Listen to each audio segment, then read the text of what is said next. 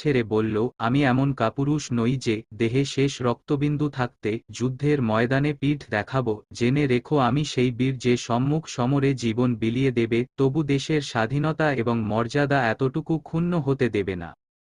সত্যিকার অর্থে বীর পুরুষ ওই ব্যক্তি যে যুদ্ধের মাঠে নিজের জীবন বিলিয়ে দেয়, ভয় পালিয়ে অন্য সৈনিকদের মনোবল নষ্ট করে না। এই কথা বলেই সে শত্রুবাহিনীর ওপর সাহসের সাথে তীব্র বেগে ঝাঁপিয়ে পড়ল এবং কি আশ্চর্য!